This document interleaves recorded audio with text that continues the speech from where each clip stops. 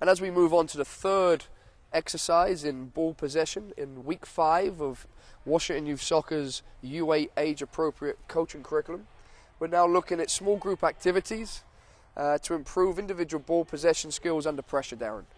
Exactly, and we're going to talk about the competition again. The coaches created an environment to get the kids excited and compete 1v1 to bring in ball possession in a situation where there's an end to the activity that we worked on.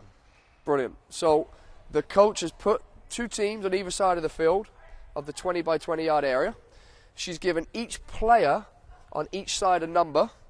That number is called, and the same player with that number from each side come onto the field and play a 1v1 and try to dribble the ball under control, Darren, back to their side. No, exactly right. And as you look at the ability level of the players you have, you can add different components to this different activity. You can add goals, you can increase the numbers, but again, we're talking about individual player development in ball possession, reaction and coordination, dribbling and turning, and again, we want to emphasize having a good time. So obviously now we're looking at non-directive coaching, but again, like Darren just said, we're covering a lot of fundamental basics, turning, finding space, using different parts of their feet, working under pressure of an opponent and a ball, and now obviously of the game itself. And an important thing to remember when you're coaching, you want to allow them to figure some of it out on their own. You give them key coaching points, but you also want to allow them to figure it out. That's the individual player expression, because you will find that they figure it out a lot on their own.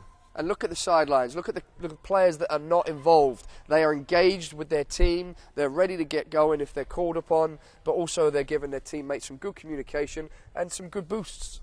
And again, the enthusiasm part is very, very important. You'll find that the kids will start cheering each other on, and it makes for a good training session. A progression to the session, instead of using numbers on each side, you can use animals, different names. You can go backwards. You can mix this up as much as you want.